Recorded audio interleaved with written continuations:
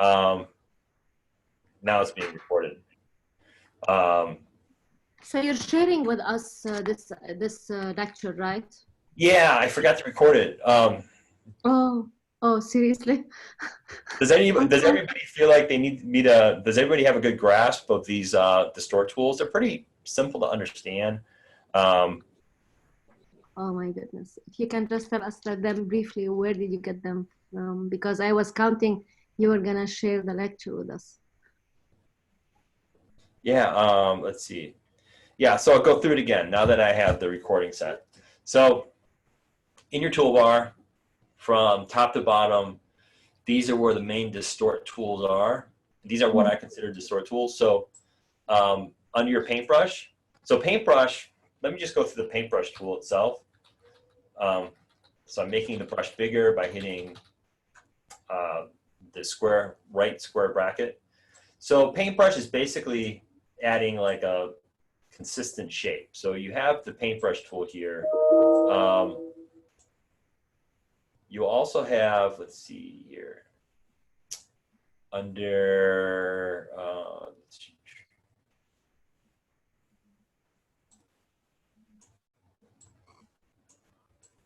your, let's see, yeah. So yeah, Paintbrush is just adding this consistent stroke, and if you hit Control Y, you can see the stroke there.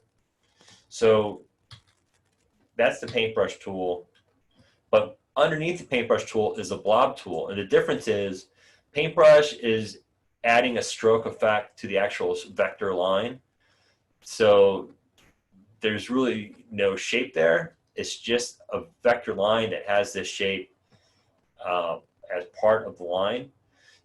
What the blob tool does, it adds actual vectors to what you're doing. So it increases the width, and that's an actual filled vector. The Paintbrush tool by itself, though, see the fill has none applied. It has the stroke applied. So it's basically a stroke with this pixels kind of overlaid on top, or vectors overlaid on top of it to give it a thickness. But it's not a fill, it's a stroke still. So that's one distortion tool, the blob brush tool. Then I have the eraser tool, which I say is the opposite of that because it can cut into my vectors. And sometimes you have to select the vectors too with the eraser tool, and then it works. Sometimes you don't have to. So that's cutting into my vectors. If I try it on a vector line, though, that eraser tool, basically it's cutting part of the line. So if I'll draw a thinner line to show you that. So here's a line just with the pen tool. And now I'm going to use that eraser tool. And see how it kind of creates separate segments? So that's what the eraser tool can be applied to in two ways. It can be applied to a vector line, or it can be applied to a shape to cut into the shape. So that is another distortion tool. And then underneath this width tool, you have all these tools, which can do various different things. So basically deforming the shape in different ways. So those are kind of self-explanatory. They're pretty easy to use. And then below that is the puppet warp tool, which is under, actually, it is under, yeah, it's right underneath. So then underneath the width tool is puppet warp, and it's part of the transform tool. So puppet warp is basically adding a grid to the vectors, and then you add these points, and you can select those points and push and pull. And so those are your basic distort tools. You can see that now this has been pretty radically changed, the splat. So I really lose the text itself. So when you do this, try to keep the text intact as much as possible.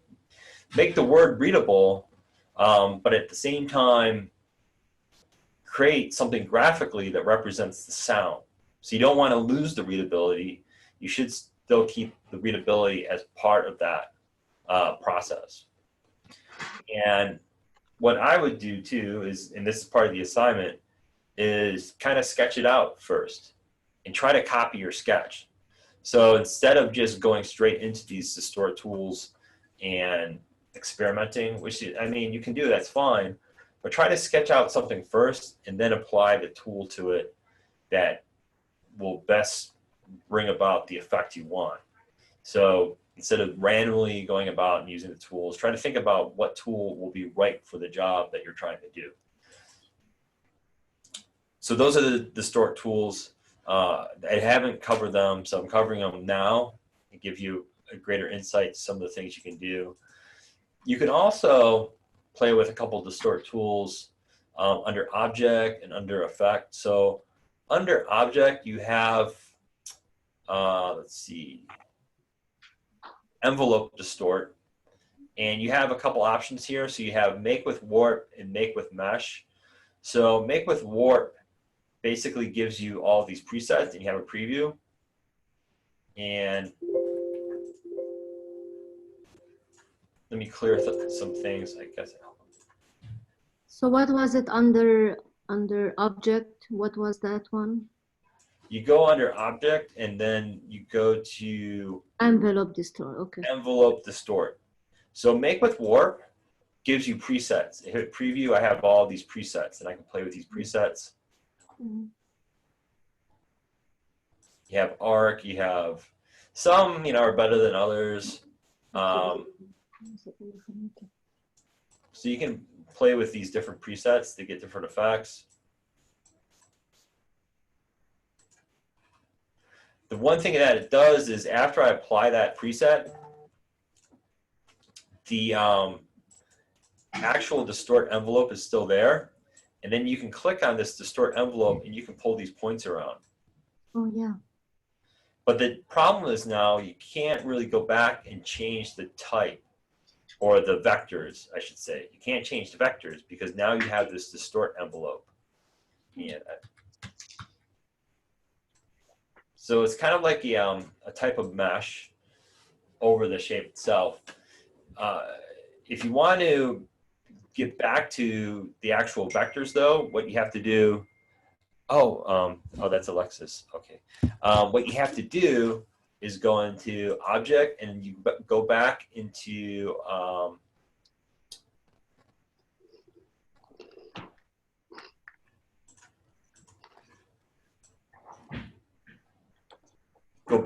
Envelope Distort, and you hit. You can do two things. You can hit Expand, and then that basically goes back to your vectors, so you can play with the vectors again. You can affect the vectors. Or what you can do is you can go to Object and go into Edit Contents.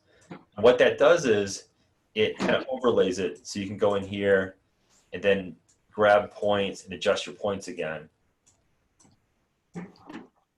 if you want. It's a little hard to see. And the other thing you can do, though, is after you go and edit that, you can basically go back to the original warp. If you double click, so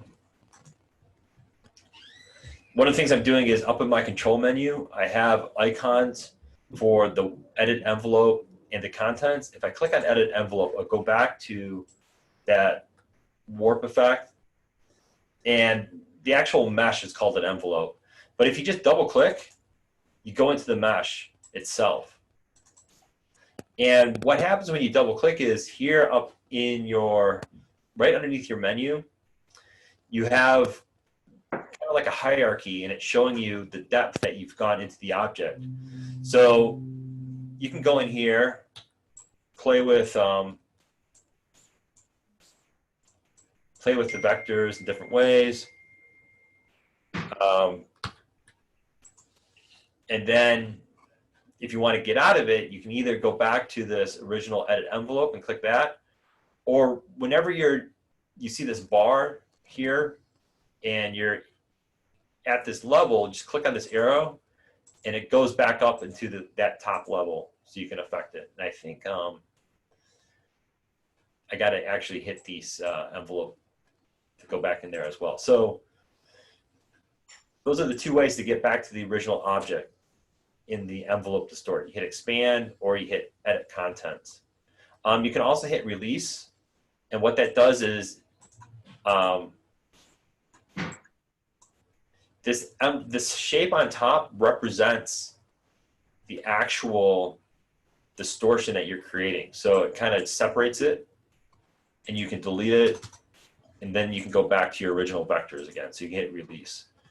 So that's one way to play with that. Question? It's like undo. Kind of. It's not really undo. It's basic, because if you undo, basically, it's going to get rid of all of the distortion. Like if I undo a bunch of times, okay, I can go back to the undistorted form. What it's letting you do is basically get back to the original vectors that have been distorted. Because when I'm in an envelope distort, I can't click on any of the points that make up the lines of the shape. So I can't affect it. So the only way that I can affect it is to either release it, expand it, or go into this edit contents. So that's the only way I can do it. But once I hit, let's say, release, then I can delete this warp shape on top and get rid of it. The other thing you can do now is with this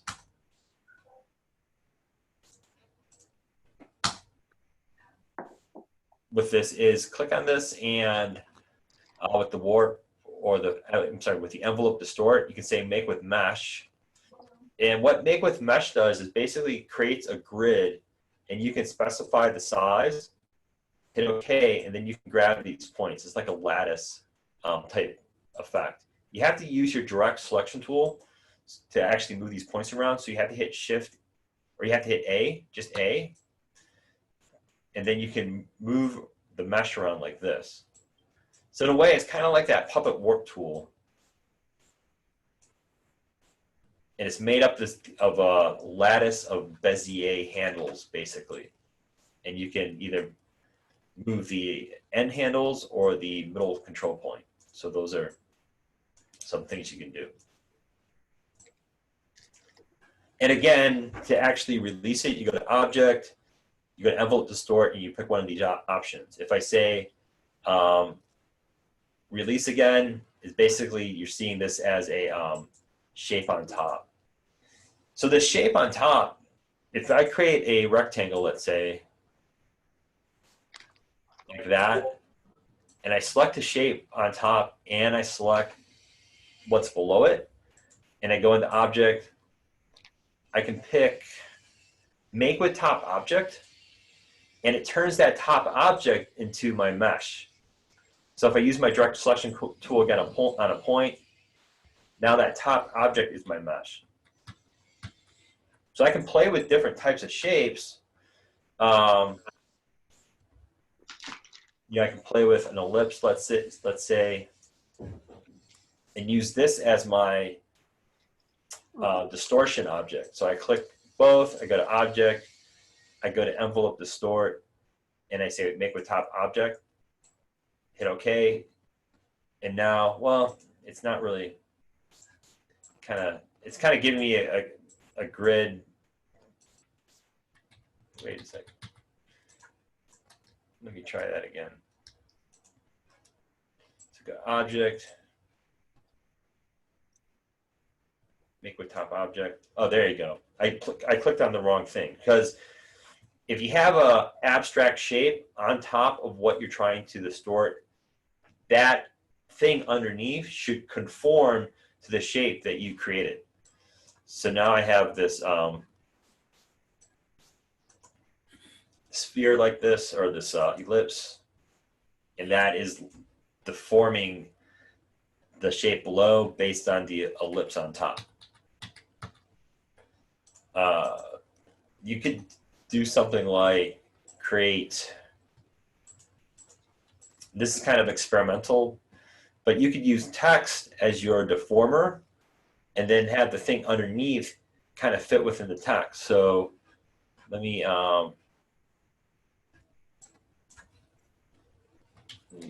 just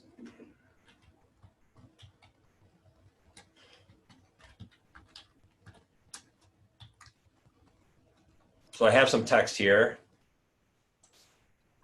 and I'm going to convert this to outline. So Shift Control O, and let me see if this works. So I'm going to put that on top as my top object. I'm going to grab both objects, top and below, and then go into Object and go into Make with Top Object. See, the only problem is this has to be a single. Or you could have gone to Pathfinder and did merge. Even if I can try that, and let's see if that works. But I think it has to be one complete vector. You can't have separate pieces. So if I do it again, I don't think it's going to work. Yeah, what I would have to do is add an additional shape to this. So maybe give it a base like this. So adding a rectangle to the bottom, then going to the Pathfinder, make it one object. Let's see if this works. It still might not work because it has, for the B and the O, the inner part of that. Yeah, it's still not working. So what you would have to do is select the text and go into Object, Compound Path, and Release.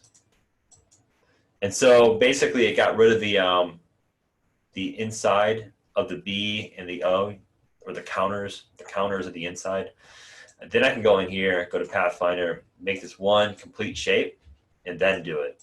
So this time it will work. So now if I go into Object, now it works. So I mean, it radically kind of distorted that.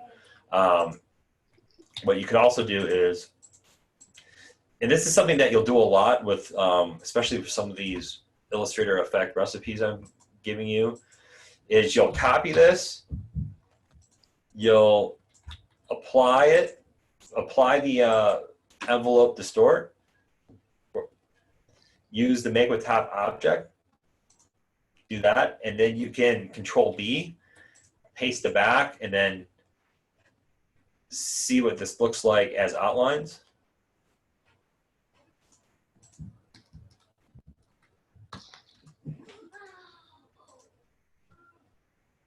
You're sharing with us the lecture, right?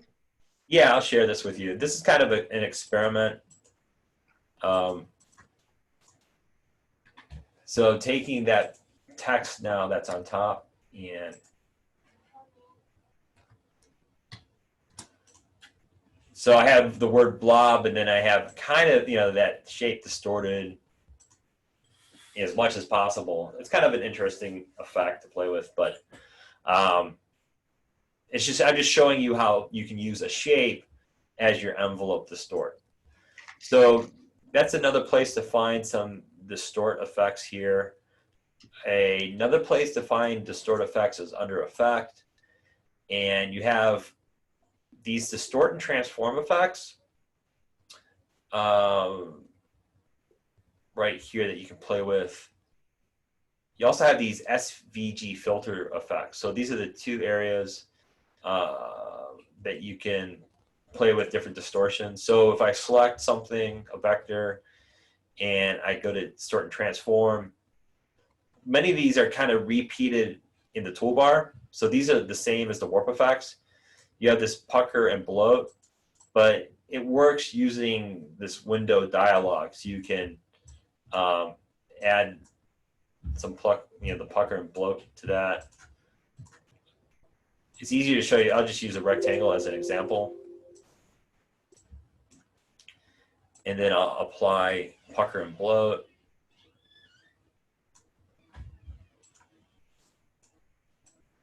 So it's based on the number of points you have in your object. So that is, that's pucker, and bloat is the opposite. Bloat is pushing in, pucker is taking the points and pointing them out. And if I undo and I have this shape here that only has 4 points, you know, the corners are my 4 points, I can add more points to that. So if I go to let's see, under path, let's see, I have to remember where this is at.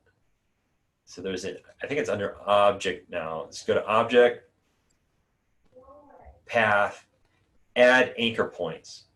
So if I go to object, path, add anchor points, it's going to add additional anchor points to this. So now instead of having 4, now I have 8. I can do it again. Add it one more time. Let's add it one more time. And now if I go into pucker and bloat, and you preview this, it's going to add more sharp lines coming out of it because I have more points now, and then the opposite. So it's kind of a fun thing to do. Now, after you add it, it is the pucker is there, but you can't go back and change your original vectors unless you either double click. So if I double click, I can change it, and I'm back in this type of hierarchy where I'm digging down into the shape itself. So now I can grab, let's say, some of these points and change it.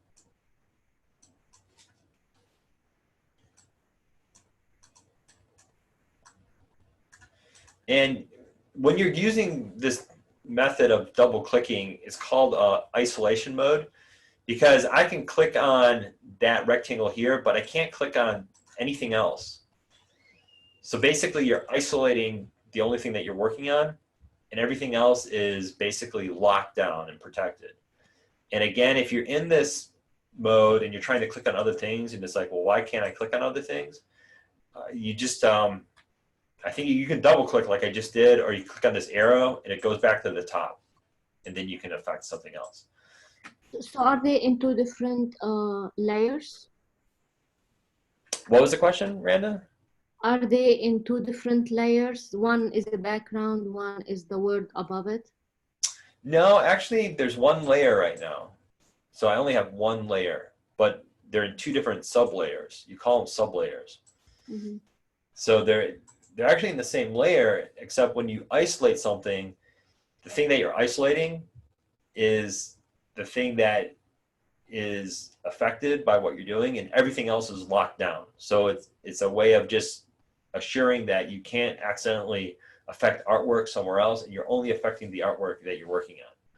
So you can double click on something and it digs into the base layer. You could call it the base layer. You see how the layers change, and it says isolation mode. So I'm isolating that one base layer, basically. That's the idea behind this. Now, if I want to, let's say, one of the things you might want to do, though, is I like the flower shape, but I can't actually do anything to the flower shape.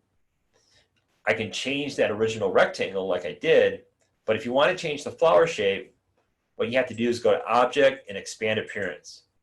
And now I can actually change the flower shape.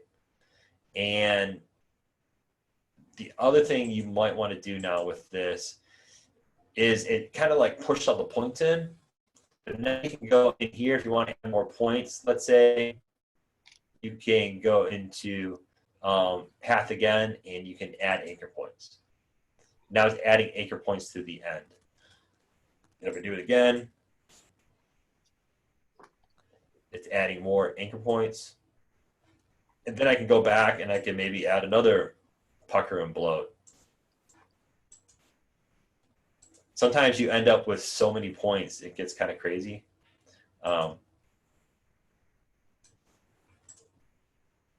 So it just has a different type of effect.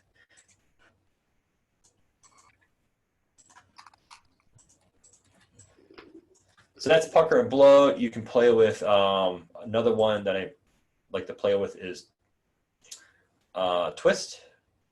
So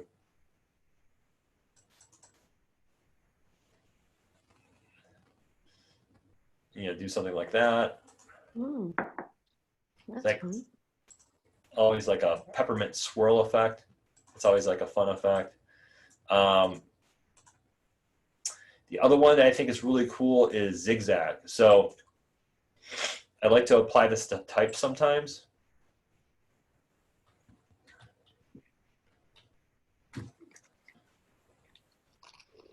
So zigzag is a fun one to use. I'll convert this to outlines, and I'll go into effect, and I'll select distort, and I'll select zigzag. And this is based on the number of points as well. So if you add more points, it's going to add more of a zigzag effect. Smooth rounds it out, and then you can add more segments. So then you get something like this, which is like a cool optical effect. So that's using zigzag.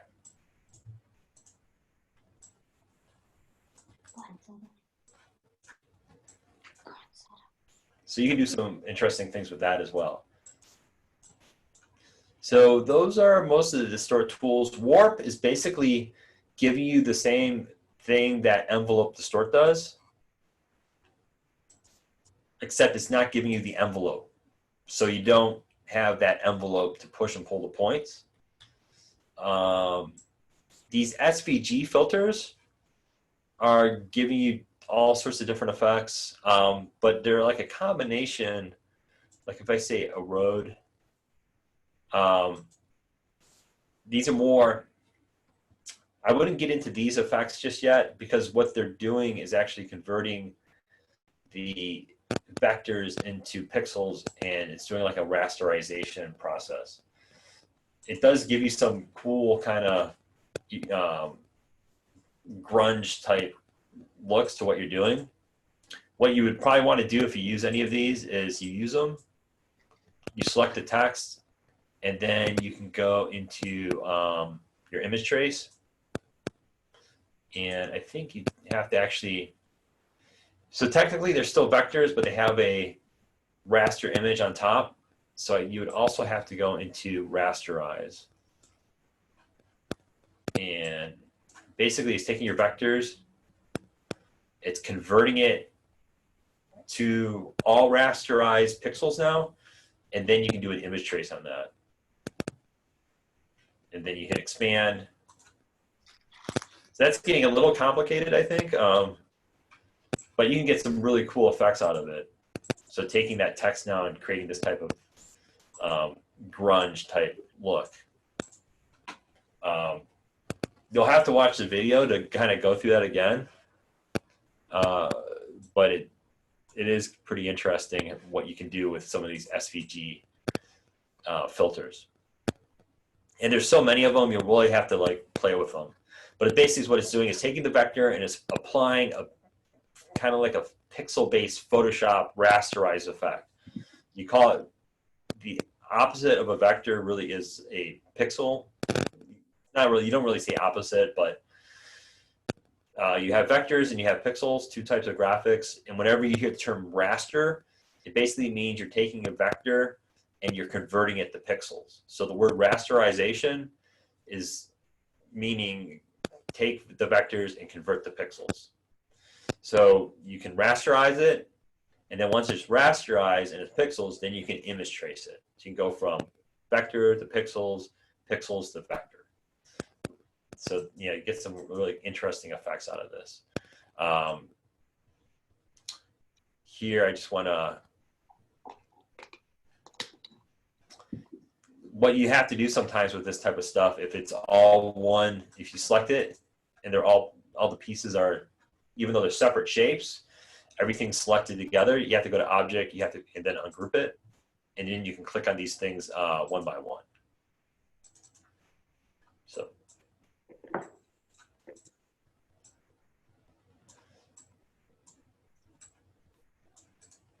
So anyways, that's another interesting distortion effect. So any questions about some of these effects? So these are your distortion effects. So you can use them with this assignment. And I think that kind of gives you like a lot of different views. Can you start to show me some of your sketches? I'd like to see some of your sketches. So who has sketches available? Can you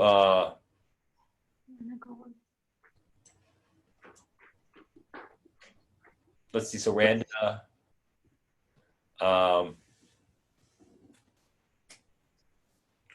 so let me see, can you somehow show me, what you'll have to do is turn your video on, or I can turn your video on for you, or we can share a screen. So let's see, I need like a guinea pig.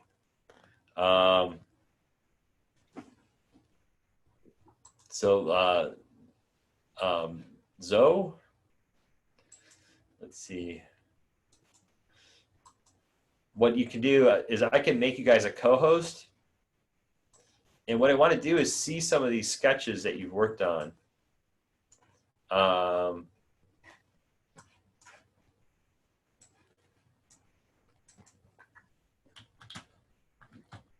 does anybody have sketches to share? I mean, I drew something and I can share them with you, but So, I'm gonna have to work more on them to adjust them. yeah, so let's see, Randa. So what I can do is I can go in here and make you a co-host. And let's see. I can actually say make host.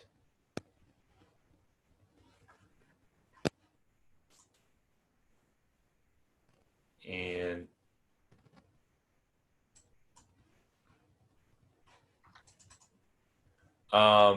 let me see. I think you have to do something on your end.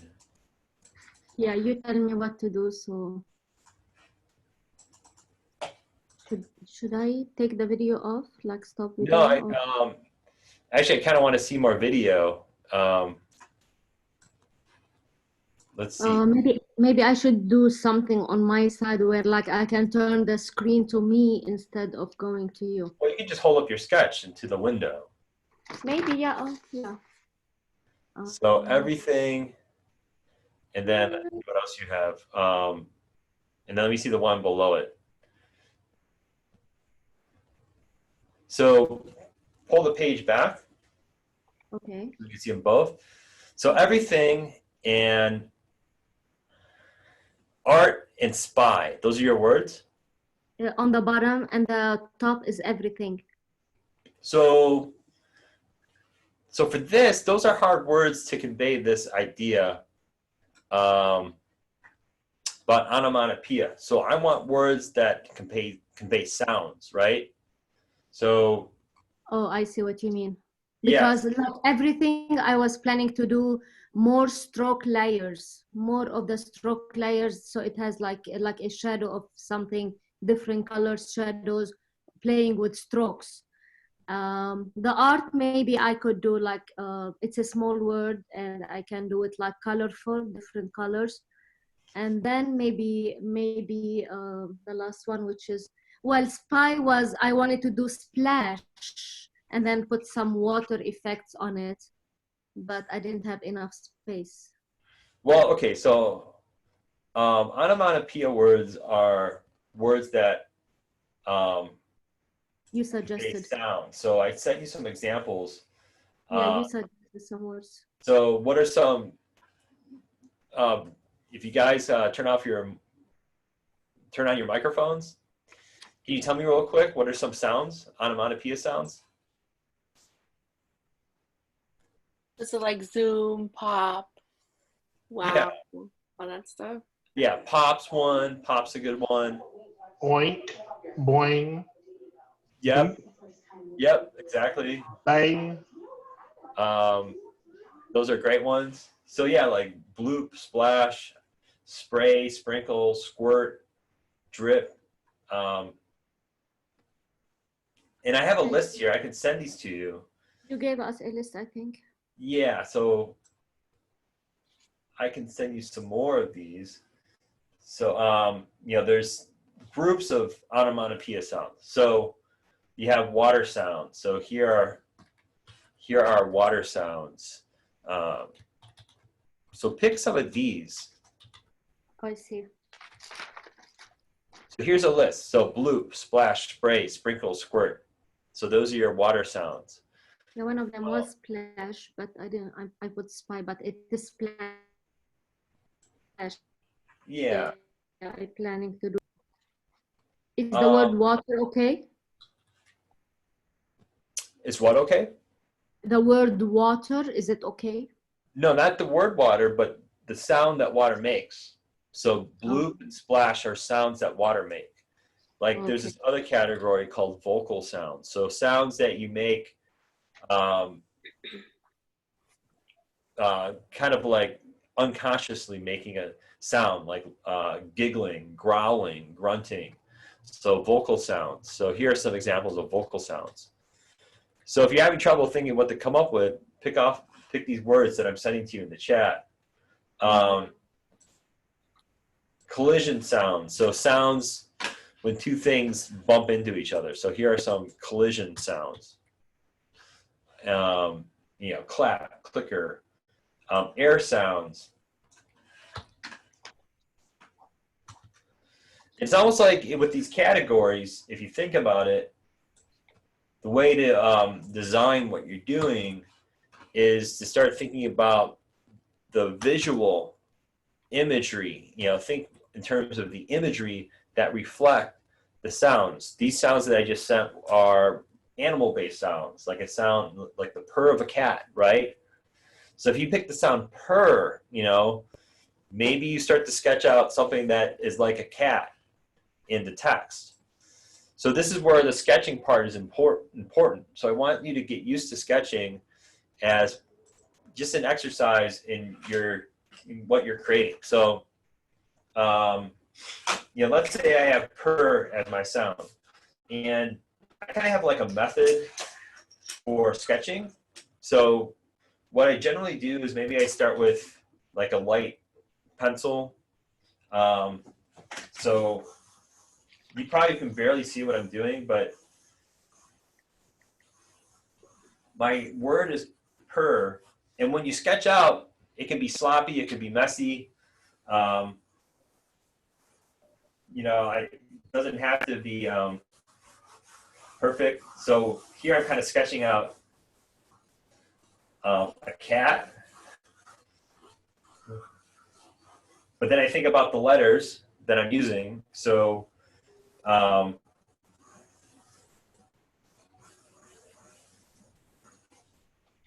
so I have a P here.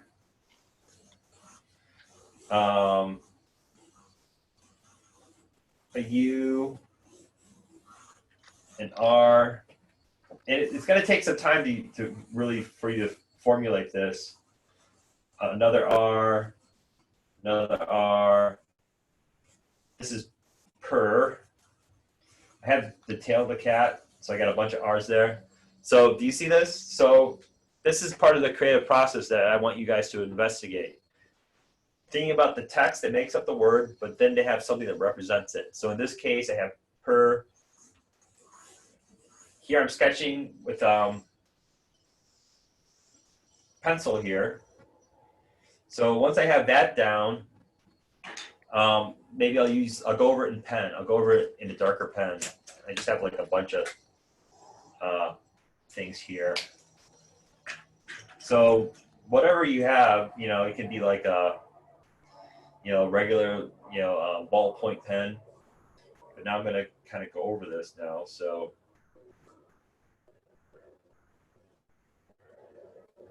this is the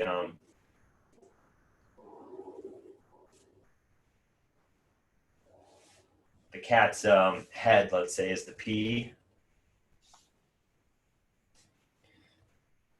And then here's my U.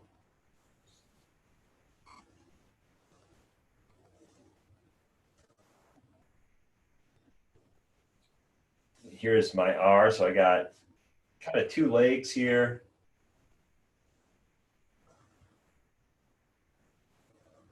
Here's another R. And then my tail is, let's say, a bunch of R's. So this is why I want you to sketch it first.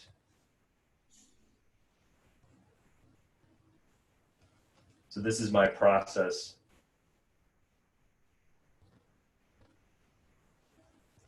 So I have a bunch of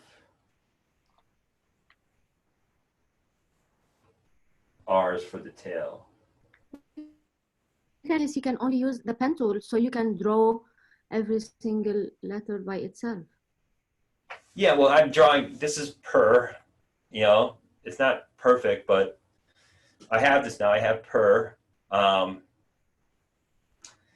then what you would do is take a picture of it with your phone. You know, most of you guys have phones, right? So you can take a photo. You could either take a picture with your phone or use the sketch as reference and then draw an Illustrator based on that reference. Here, what I can do is. But we're not using the character or font in this case. We're only drawing it. You can do it both ways. So you can either pick a font and use the distortion tools to move the font vectors to fit in with what you're doing. You can sketch it or you can draw it. So it's both ways work, you know. So it depends on what you feel comfortable with as you're learning these different tools in Illustrator. So what I could do too is maybe find like a nice font, like a sans serif font, and then put the characters where I want, and then use that puppet tool, that puppet distort tool, to move parts of that to get what I want. And with this now too, what I would do is take a picture. So I'll take a picture of this.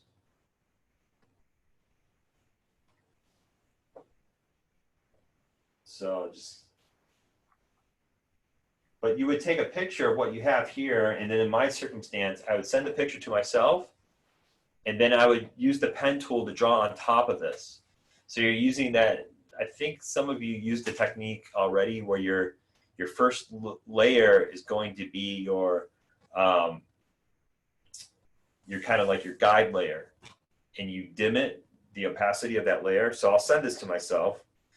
What I can do, so this is the cool thing about Discord that I had you guys sign up for. So if you sign up for Discord, what you can do is send this, if you have, it works with my iPhone. So I have this drawing here and I want to send it to my computer, and then I can send it, it should let me send it to Discord.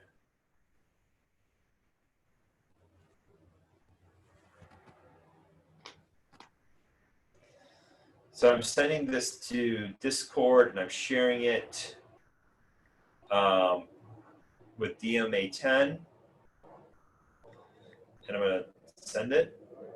And it's going to go into this general category I have set up for Discord. So give it a couple seconds. But you know, you can email it to yourself. That's another way to do it too. So you have these different options here to send this to yourself. So it's going, it's going, it's going. And there it is. So here it is. And then I will, let's see, double click on that and just copy the image preview, because that's all I really need. Copy that. And then I'm going to go into Illustrator.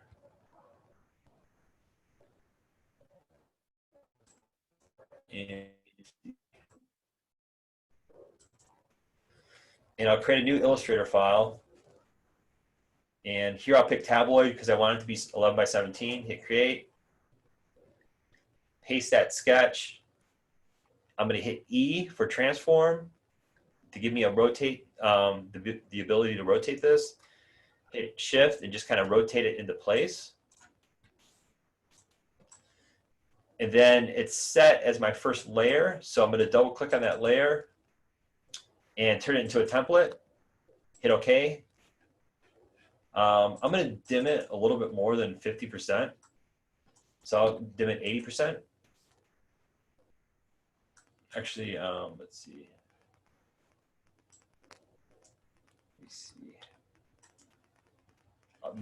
I'll go the other way. I'll make it 20%.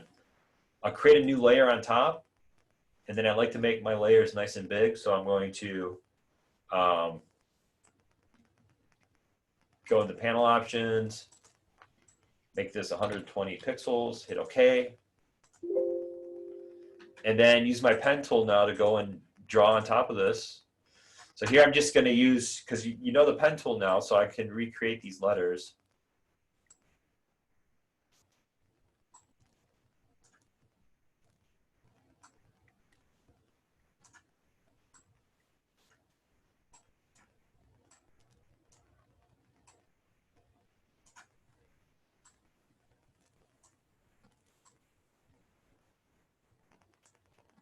So there's my P, and I'll have it set so the fill has nothing in it, but then I'll have some black outlines here.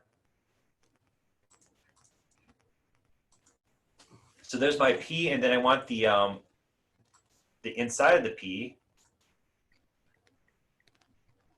So this time I'll use my,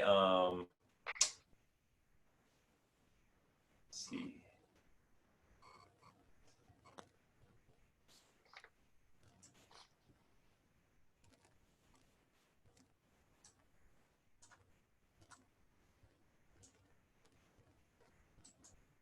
So I'm creating the,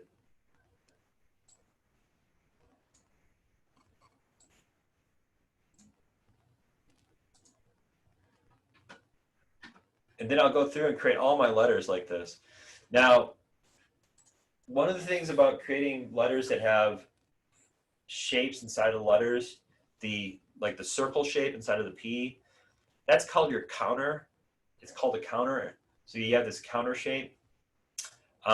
If I want to have that work, what do I have to do? We talked about this earlier about when you have like a shape cutting out of something else. What is that called? So it's called a compound path. So I have to make this a compound path. So if I go into this P in my layers, I select that P down below, and I'll turn it into a fill now. So I'll fill it with black.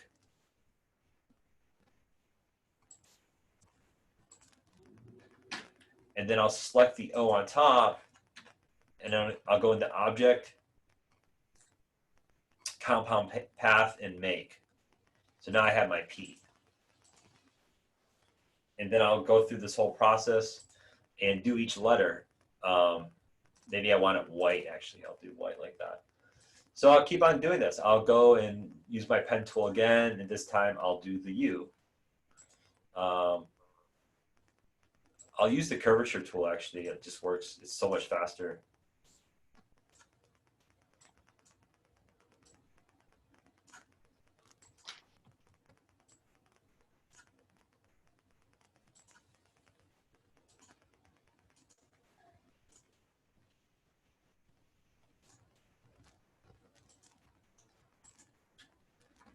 And it's not perfect, but that's fine.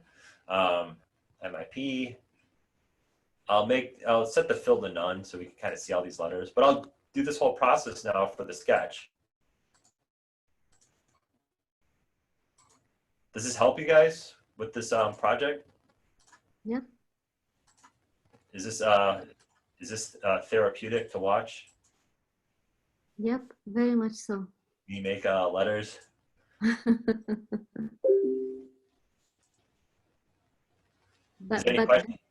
But this, in other words, we're not using like the font thing. You could now. You could use a font. So you can do it both ways. So I'm not restricting you. Mm-hmm. If you use the font, though, you're going to have to convert the outlines. Rotate the font. Here, what I'll do with the R. So for example, let's say I want to use a font. So for the R that makes up the tail, I'm going to use this select R, and I like that bungee font I've been using, so I'm going to go back and use bungee. Mm-hmm. And then I will convert it to outlines. So Control-Shift-O, and I'll hit S for scale, make it bigger.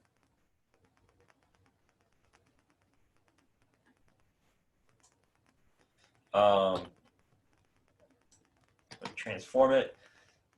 Okay, so maybe this is my tail. So what I'm going to do with this is use my distortion tools and push and pull so it follows my template.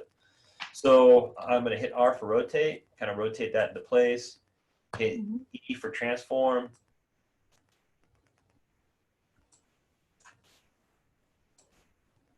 Scale it up. I will set the fill to none and to make the outline black. And then maybe in this circumstance, I will use this puppet warp tool. So I'll go into transform, or wait a second. Go into transform, select puppet warp, click, and then for my points, kind of pull this out.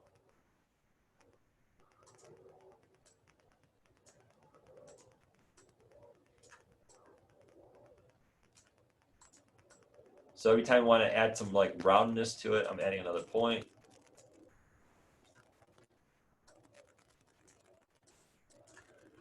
And I think that's good enough. Mm-hmm. Then I'll just adjust some of these with my direct selection tool.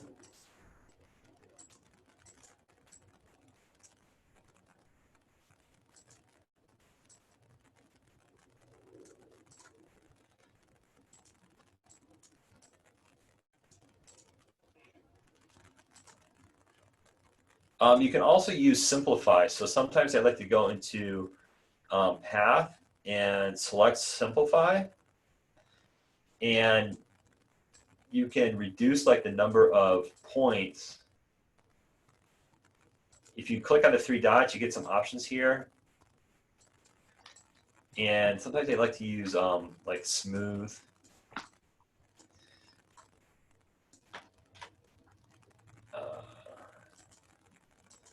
It's not really doing much actually. But once I have that set now, I have my R. And then maybe I can take that and repeat it. I have to make this a compound path. So the inside and the outside stay as one piece. So I'll go and select compound path. Oops, totally deleted.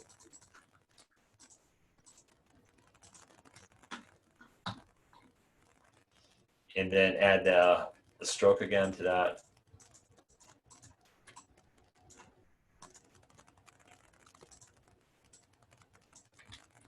And then with my direct selection tool, select, rotate it, E for scale.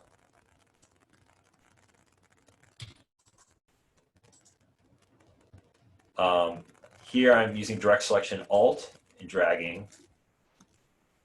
You can hit E for the transform tool and rotate it and scale.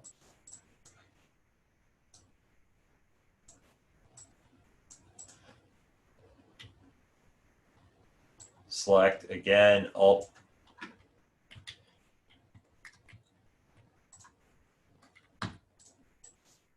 Hit V to select.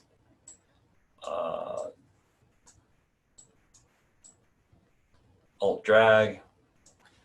E rotate. V to select. Alt drag.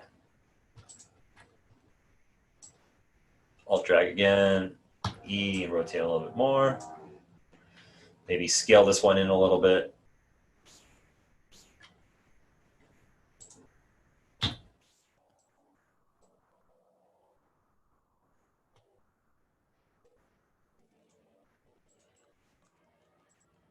Right, so it's kind of getting to where I want it, you know, that cat.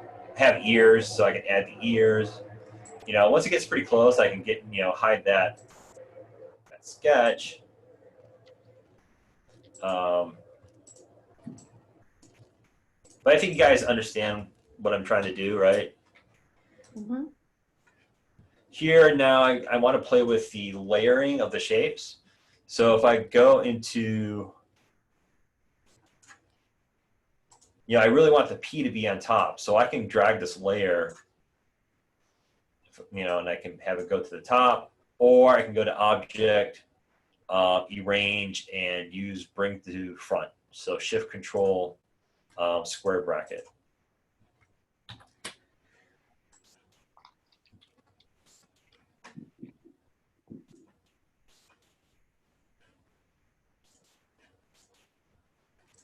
And then I just have to finish these two R's. So I'll go ahead and I'll use the regular pen tool just to finish these.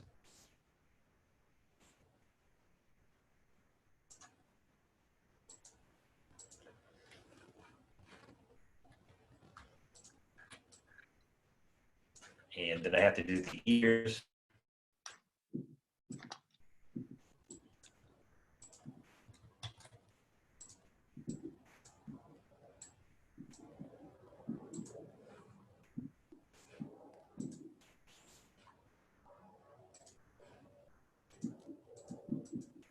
And I think at this point, I don't even need that.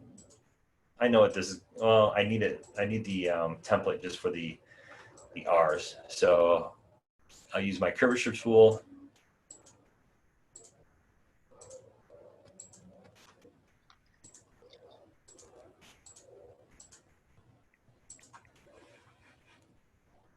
And then I have to make the R's compound path, so I'll do that. You can use the shortcut Control-8. So that's a compound path now. And the other, oops. Oh, this one part of the R is in the layer below. So let's see. So I just have to go in here.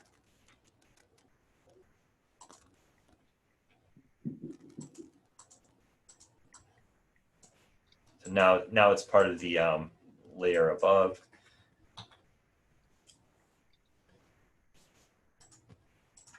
Doesn't like it for some reason.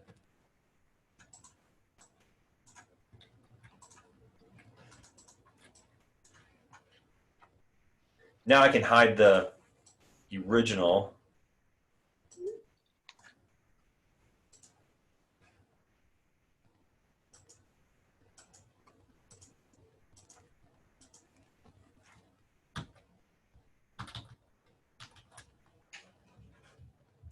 And I'm going to send, let's see, send this artist to the back.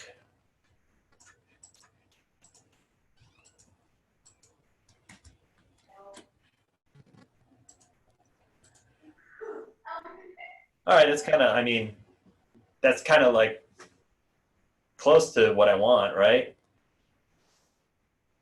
So, so yeah, that's pretty much the assignment. But I want you to do 3. So I would take this one, put it over here, and then I'd have 2 more on the page.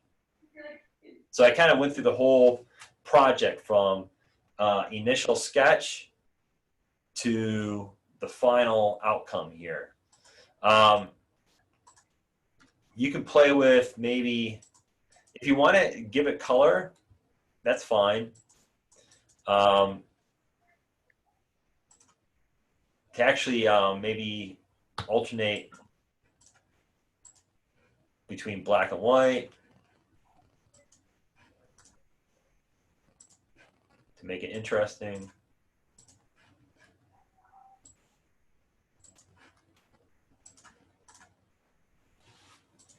So, just exploring variations of this. Does that work? Do you think, what do you think? Yes or no? Anybody out there? Caesar, what do you think? Charles? Is everybody like grabbing like a slice of pizza? Not even like in front of the computer at this point. Vivian, are you there? Yeah, it's good. I like this. So that's the idea, right? It's pretty fun. Like It reminds me of Parappa the Rapper's font. Of what? Parappa the Rapper is a video game character. Oh, This yeah, is the yeah, kind of yeah. font. Yeah, that's And style. Untitled, they use that same kind of font like this. Yeah, totally. But you can explore variations of this. It doesn't, like, I'm doing, like, my style is like this bubbly kind of like cartoony style, but yours doesn't have to be. Like, you know, I could have sketched out the cat differently, maybe using hard angles, let's say. You know, maybe it's fluffier somehow. I don't know, like, you know, whatever your sketch is, but you want to explore the sketch. But that's why I want to see your sketches. So maybe I can give you some direction of things you can do with those sketches. And I don't want you to, like, you know, don't worry about having perfect drawing. So it's not about having a good drawing. It's more about having ideas, and the ideas can be really rough, you know. So the sketch, it's not supposed to be perfect. It's supposed to be the opposite of perfect. You make it perfect when you bring it into Illustrator, and then you start to refine the sketch. And that's when you start to have that level of perfection. Joe? Yeah. How to remove the background of the picture that you Oh, I just turned off the visibility. So I just click the eyeball next to the layer. I mean, once you're done with it too, you can just just select it and hit delete. So I don't need that anymore. Oh, okay. Just from the layer, just delete that. Okay. Yeah. Just delete it. Yeah, once you're done with it, you don't need it. Okay. The only thing that I would think about though as you're doing it, once you create one, lock it down, then create a new layer and create your next one in a new layer. Don't create the 3 separate ones all in the same layer, because what you want to do when you're done maybe is select one of these and arrange it. And if everything's bundled in one layer, it gets hard to select the separate things you're creating. So keep them separate, and then you click on that circle, and then you can kind of move it around and reposition it. Okay. I think So all 3 of them, they're like here, one after the other on the same. keep on the same page. And the idea is once you create them, you have the word that signifies the sound, and we'll have to see, do we understand that that's a cat? You know, can you read it? You know, it's actually kind of hard to read. So, I mean, what do you guys think? Like, how would you refine it? What could you do? Vivian? I don't know, maybe do something different with the R's and the P. Yeah, maybe the R's actually have little cat feet, maybe. I don't know. Maybe the P has like a tongue, you know, like there's milk or something there. Or maybe they're too round too. I mean, maybe they're too, the roundness of it makes you lose the letter. So maybe it has to be a little bit more refined. Like maybe I could go in here and start to take away points. So hit the minus key and do that. Or use your direct selection tool. You click on this, and actually, no, instead of direct selection tool,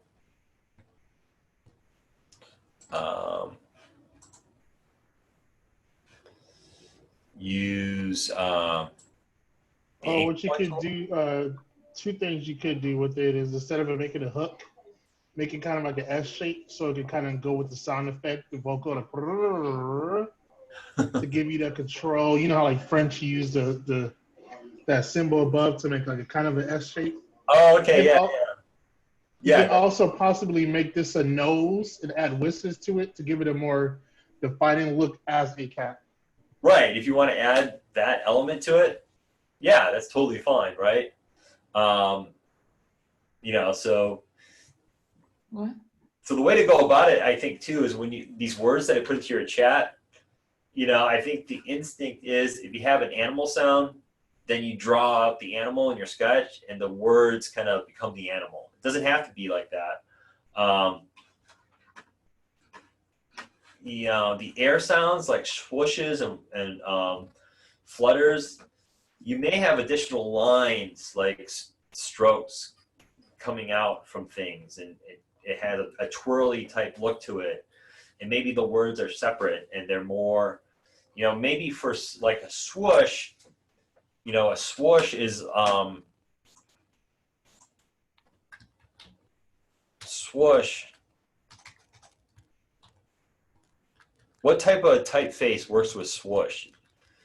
Does a sans serif typeface work with swoosh? Yes or no? What's the weight of it? Does it feel light and fluffy? You know, like kind of, does it feel light and fluffy, or does it feel heavy? Heavy. Right? So it's like swoosh. What type of typeface would be good for swoosh? If I look at my fonts here, Possibly something that puts a heavy emphasis on the center, like the O's, or maybe a signature. yeah, like that. Does that feel better? Right? Yeah, because it gives a light breathing movement. Yeah. A light breathing movement with it to kind of feel like the text is actually doing the swoosh. Yeah. So that feels like swoosh versus that. So it's that, like the letter forms themselves. So kind of what I was saying in the like last week is that when you look at the font as a whole, that whole font conveys a feeling the way it was designed. So, you know, a script-based font is much better for something that's airy and light versus this heavy font here. So, I mean, it's just that feeling, right? It's the feeling that you want to convey.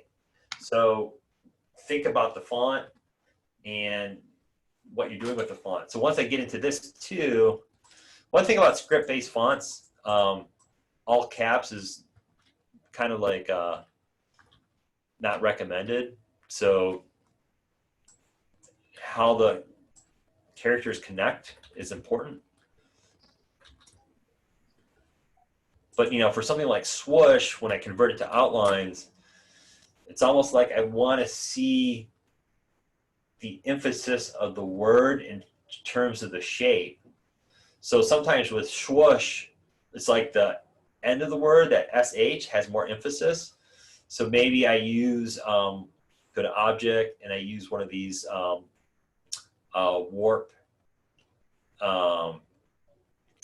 envelope distorts. And maybe I use something, I think the fish one actually works. It's just I got to think about which direction. Like almost like that feels a little bit swooshy.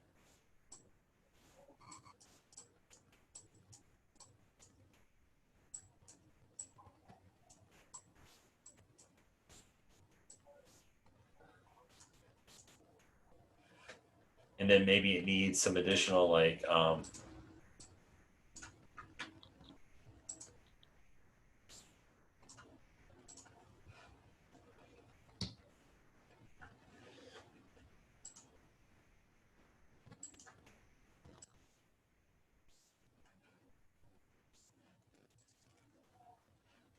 so here I'm just adding some additional lines here.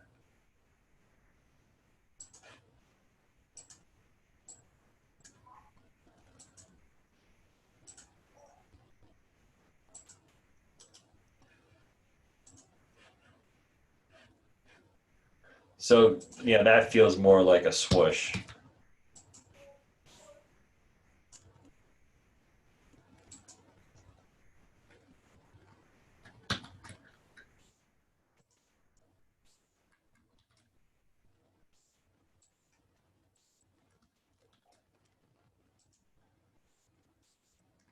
Kind of like the airflow of the swoosh itself, those airflow lines. So let's say, you know, this is my assignment, and then I have per, and then I have swoosh, but I would make sure that this swoosh is in its own layer, separate from per.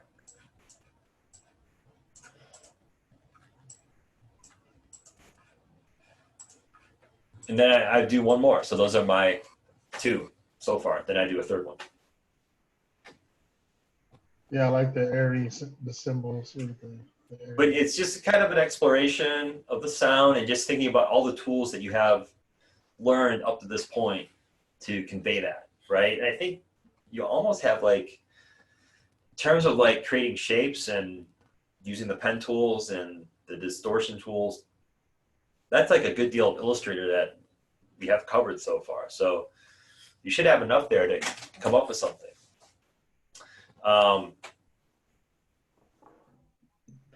So you guys have any questions about this?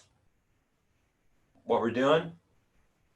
Does anybody need any help with anything?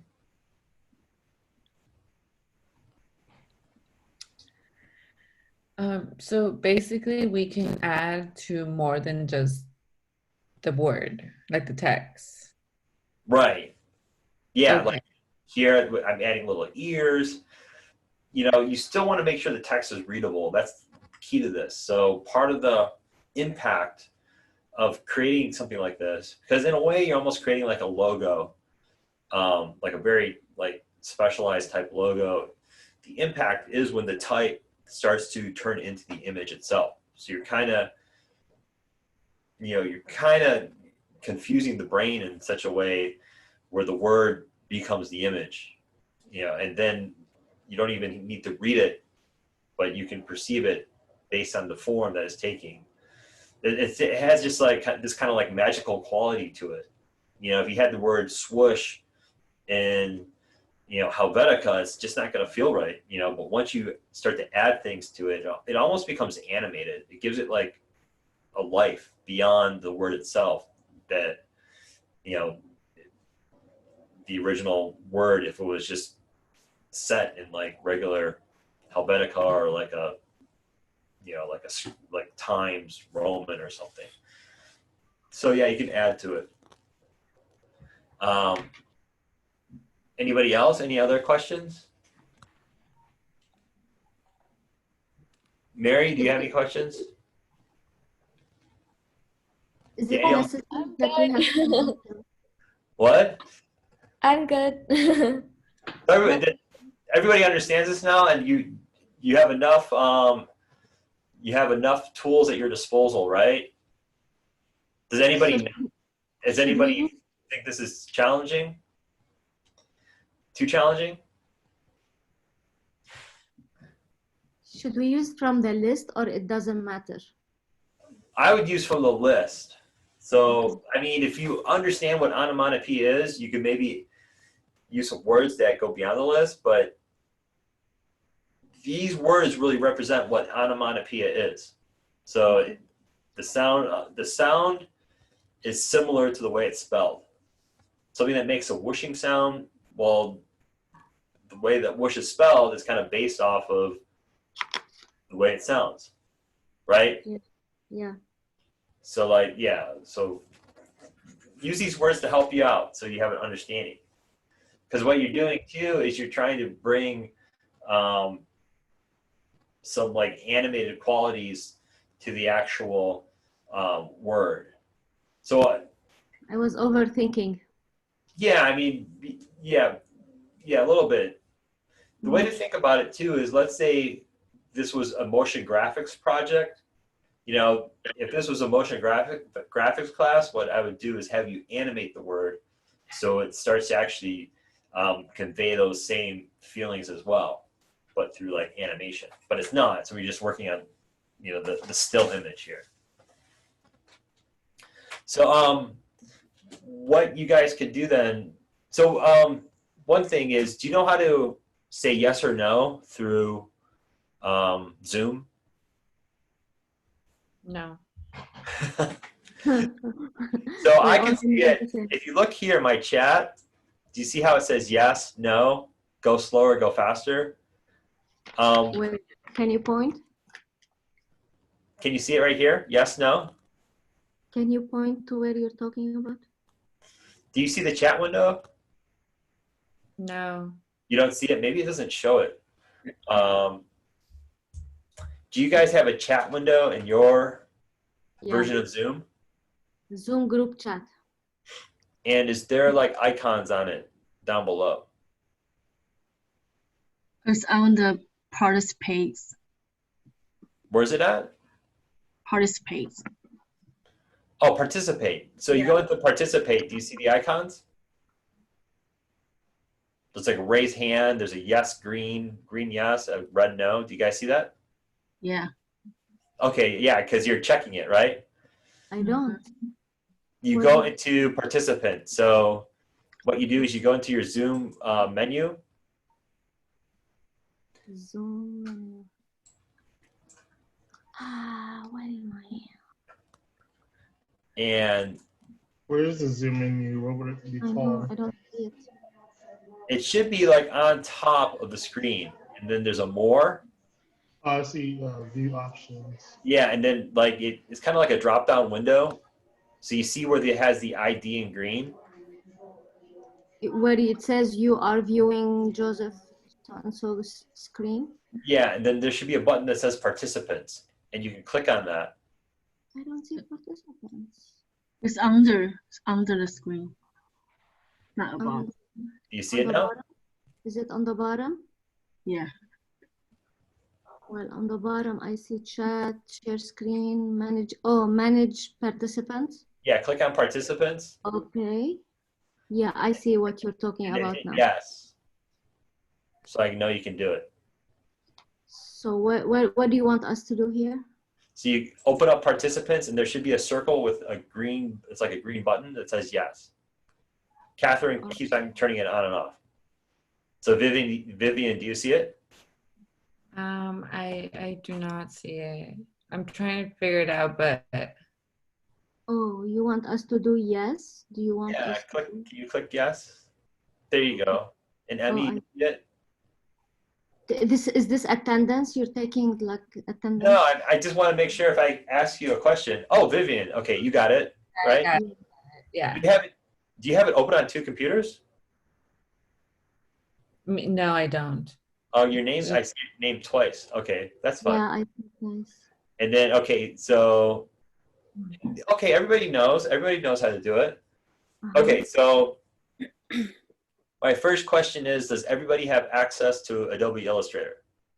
So yes or no? So it's like I see a lot of yeses. Daniel, you don't? So Daniel, I'll have to make sure that you have access. You should be able to use your PCC email and password. So I think mostly everybody's good. So Daniel will make sure that you have access. Okay, so question number 2 is, can everybody hand in assignment 4 on Thursday? It's the body and type one.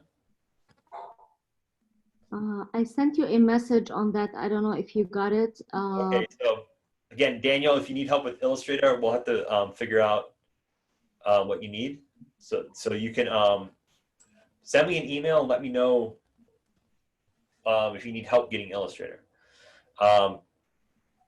So what we want to do on Thursday is look at your assignment 4s. We'll do a critique. And then if you guys can have sketches ready, then we'll look at your sketches too for assignment 5. I want to see your sketches. Joe, Yes. is the word list that you send on the group chat, is that we have to use those words? No, you don't have to use those, but I just want to send those to you so you have a general understanding of what some basic onomatopoeia words are. So you don't have to use them. Oh, okay. Yes, Okay. totally optional. Okay. Okay, I have one more question for you. Do you guys like to, who likes to show themselves on video, yes or no? Everybody's going to say no. Why? I guess it's hard, right? Because it's like nighttime and nobody wants to like look good, you know. It's like, well, for the so what you do, okay, what we'll do is I don't have to see you as long as you hand them in. Here's like assignment 4. All I need to do then is But Joe, so the deadline of the assignment for is on Thursday, right? Yeah. Okay. Let me see. Some of you have handed it in. Well, I did it the last day of school. I did it. I submitted it, but then today I'm checking it. It looks distorted. I didn't like the way it looks. So I asked you if you can help me to find out how can I make it look better. Yeah. Okay. So what we'll do is I'll do the critique through the through Canvas basically. And But before you grade it, huh? yeah, Oh, before I grade it. So here, Randa. Oh, Yeah. that's mine? Yeah, that's yours. Okay, it looks good because when I opened it, it didn't look good. Now it looks good. Yeah, it looks good. But not 100%, huh? It looks good. I mean, I think it's pretty cool actually. It's not Oh, okay. with the image trace, and then you're using the text tool to fill in the text in that image. So there's a lot of different aspects to this. Okay, now it looks good. Okay. So what we'll do is we'll have, I think, Mary, this looks really good too. So I gave you some advice. I like how it follows, the text follows your image, the image path, and then going beyond the boundaries of the page and the overlapping and taking some chances with this. So yeah, if you could hand these in, and we'll have our critique on Thursday, and then I have another presentation. I was going to give it tonight, but it's we're kind of getting past the time we lecture, and I have this presentation on digital exploration that kind of goes with some of the tools the Distort tools that we work on, but it's also going to go through other ideas like balance, thinking about direction, and there's some history to it as well as we get towards some other concepts here. But I'm not going to go through it tonight because I think it's too much. So what we'll do is we'll go through this on Thursday. And then what you guys can do is, if you want to keep on working on the projects, work on them for, tonight. You don't have to. Your time is pretty much open, right? So you decide when you want to work. But if you want, to schedule one-on-one time, send me an email and we'll schedule a one-on-one Zoom session. And I've done it with a couple people. It actually works really good.